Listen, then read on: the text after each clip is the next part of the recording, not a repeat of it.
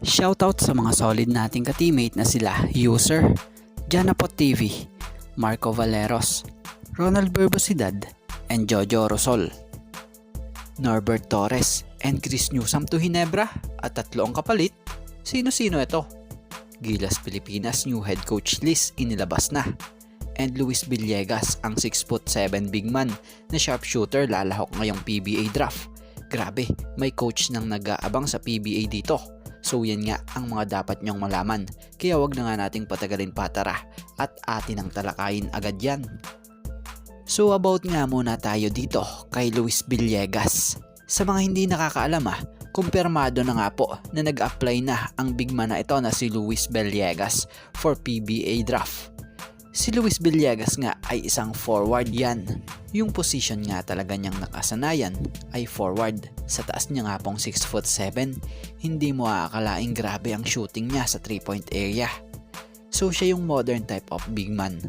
Mapalad nga po ang makakuha sa big man na ito dahil bukod sa outside shooting, maganda nga po ang footwork niya, lalo pa sa mga post move. So kung gusto nyo malaman itong or kung ano ang mga kakayanan niya, ito nga po ang kaunting clip para ma-scout nyo siya.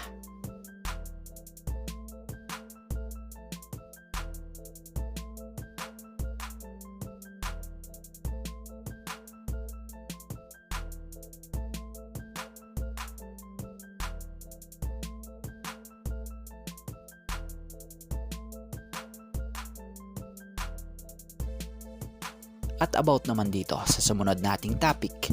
So batay sa nabasa nating post ni Dime and Slam, nakasaad nga rito na credit po. The Samahang Basketball ng Pilipinas, SBP, is reportedly considering 7 candidates to replace the resigned Chot Reyes as the head coach of Gilas Pilipinas. So ang mga pangalan niyang nakasaad rito ay sila Coach Tab Baldwin, Nedad Bucinich, Raiko Toroman, Charles Chu, Tim Cone, Jimmy Alapag, and Norman Black. So para sa atin at sa opinion natin, sana naman kapag nakapili o sino mang mapili sa mga yan, full support naman na lang tayo. Yung mga basher dyan, tama na. Dahil para din naman sa ikagaganda ng Pilipinas or Gilas Pilipinas National Team ang gagawin ito nila.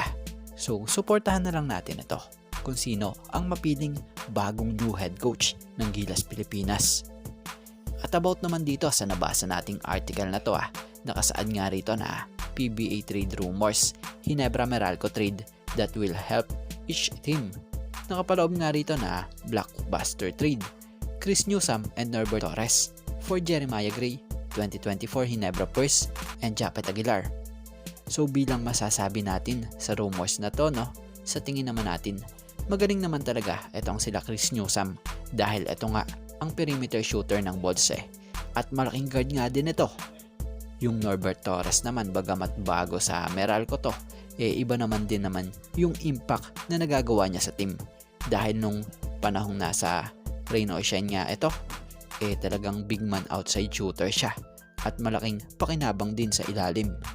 Pero iba din kasi yung kalidad ng Jeremiah Gray and Japet Aguilar mga threat din ito kasi ng team ng Hinebra. Kaya para sa atin malabo pa mangyari ang trade rumors na ito. Pero kung kayong tatanungin mga ka-teammate anong opinion nyo dito? So ito nga lang po muna mga ka-teammate, ang ating sports pasada. And thank you for watching guys and God bless everyone.